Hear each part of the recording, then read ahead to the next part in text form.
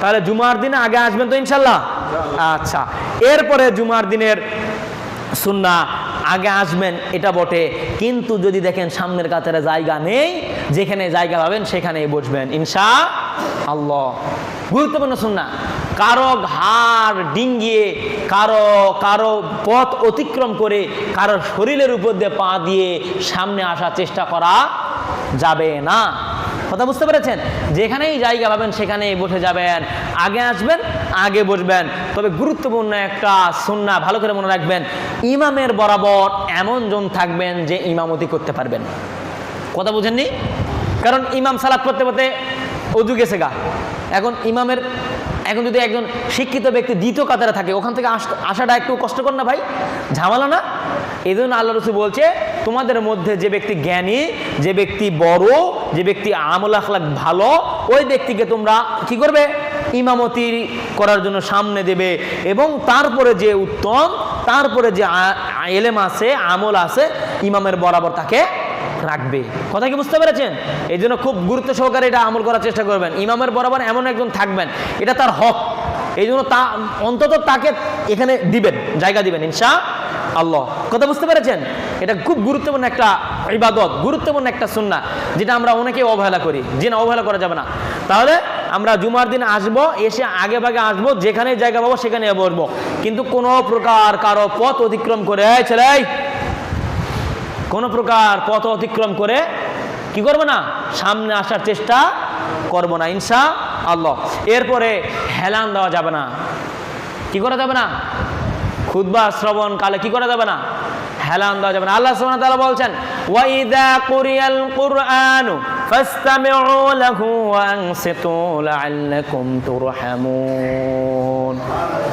যখন তোমাদের সামনে কোরআন থেকে তেলাওয়াত করা হয়, যখন তোমাদের সামনে আল্লাহ সুবহানাহু ওয়া তাআলার মহাত্ম্য বর্ণনা করা হয়, কোরআনুল কারীম থেকে আলোচনা করা হয়, ওয়াজ করা হয়, খুতবাতে হোক, ওয়াজ মাহফিলে হোক, খবরদার যদি তুমি সামনে থাকো তাহলে চুপ করে থাকো এবং মনোযোগ সহকারে শ্রবণ করো। এটা ফরজ। এটা কি? যদি কোরআনুল কারীমে যেখানে আলোচনা হয়, ওয়াজ হয়, ওই জায়গায় কি থাকতে হবে? চুপ থাকতে হবে। কি থাকতে হবে? চুপ থাকতে হবে। 2 নম্বর কি করতে হবে? শ্রবণ করতে হবে। যদি তুমি এটা করো তাহলে আল্লাহ সুবহানাহু ওয়া তাআলার পক্ষ থেকে রহমত বর্ষিত হবে। আর যদি কথা বলার প্রয়োজন মনে করেন, চুপ থাকতে মনে না চায়, শুনতে মনে না চায়, তাহলে কোরআনের বৈঠক থেকে, আলোচনা থেকে, খুতবা থেকে বেরিয়ে গিয়ে কথা বলে আসবেন।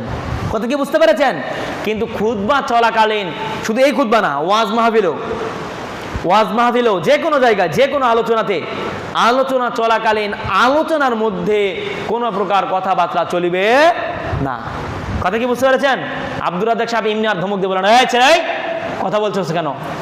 এখানে বাদাম খাওয়ার জায়গা নাকি? হ্যাঁ, ওয়াজ শুনতে এসেছো তুমি। এখানে কি করতে এসেছো? ওয়াজ শুনতে এসেছো। আমি এত দূর পথ খরচ করে এসেছি, আমি এত গবেষণা করে একটা আলোচনা করতে গেলে কিন্তু অনেক পয়েন্ট আকারে সাজাতে হয়, অনেক পড়াশোনা করতে হয়। তা আমি এত কষ্ট করে পড়াশোনা করলাম, এত কষ্ট করে পথ খরচ করে তোমার জন্য আসলাম, আর তুমি আমার সামনে বাদাম খাইবা মানে কি? হ্যাঁ, বেয়াদবি করার জায়গা পাও না নাকি? শুনতে মনে হচ্ছে না, বাড়িতে ঘুমাও, কিন্তু কোরআনের মাঠে এসে কখনোই বিশৃঙ্খলা চলবে না। কথা কি বুঝতে পেরেছেন? আল্লাহ সুবহানাহু ওয়া তাআলা বলছেন, এটা হলো কাফেরদের বৈশিষ্ট্য। কাফেররা করতো কি জানেন? কাফের আবু জাহেল বলতো, এই তোমরা যাও, মুহাম্মদ যেখানে কোরআনের ওয়াজ করতেছে ওখানে তোমরা মিশাই যায় গন্ডগোল লাগাও। মানে কাফেররাই, বুঝছেন, 2 জন কাফের এমনি হুদাই কি করতো? মারামারি করে, বিশৃঙ্খলা করে কোরআনের ময়দানটা কি করতো? বিশৃঙ্খলা করতো, হট্টগোল লাগাইতো। কথা বুঝছেন? এটা হলো কাফেরদের বৈশিষ্ট্য। এই জন্য খবরদার, আমি আবারও বলছি, খুতবা চলাকালীন কোন মুসল্লি কথা বলবেন না। ছোট বাচ্চা যদি কথা বলে, আমি আদেশ করবো চুপ থাকার জন্য, কিন্তু আপনি বলবেন না। কথা কি বুঝতে পেরেছেন? বিশ্বনবী বলছেন, যে ব্যক্তি উত্তমভাবে গোসল করে জুমার দিন আসলো, তার আগের জুমা থেকে এই জুমা এবং সামনের জুমার সব সগীরা গুনাহ মাফ। সুবহানাল্লাহ। কিন্তু যদি জুমার দিনে এই খুতবা চলাকালীন কথা বলে, একটা কথা বলে, কয়টা? একটা। মনে রাখবেন, আবার এই সুবহানাল্লাহ, আলহামদুলিল্লাহ এগুলো কথা না, এগুলো হলো খতিব সাহেবের সাথে কথা, এগুলো সমস্যা নাই। খতিব সাহেব যদি কোনো প্রশ্ন করে বা আমলিয়াত কথা বলে তাহলে সুবহানাল্লাহ আলহামদুলিল্লাহ, এগুলো অসুবিধা নেই। কথা বুঝতে পেরেছেন? এটা বাদে অতিরিক্ত কথা যদি বলে তাহলে তার এই জুমার দিনের সব নেকি কেটে দিল কে?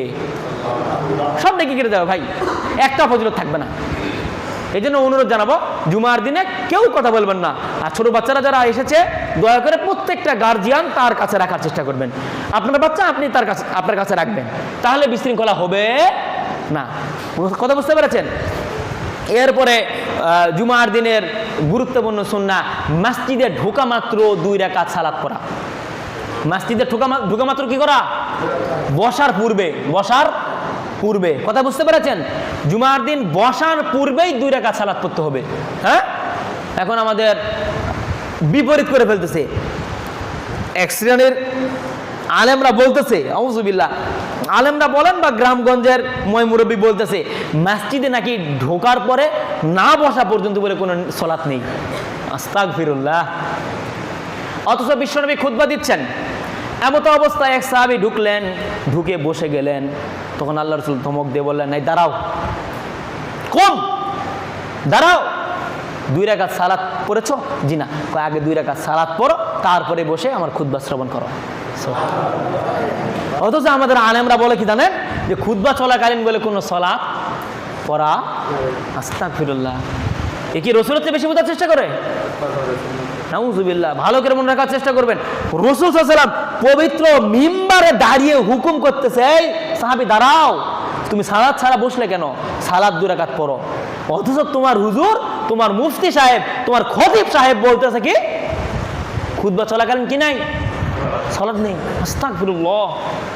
ভালো করে মনে রাখার চেষ্টা করবেন, মসজিদে আপনি যখনই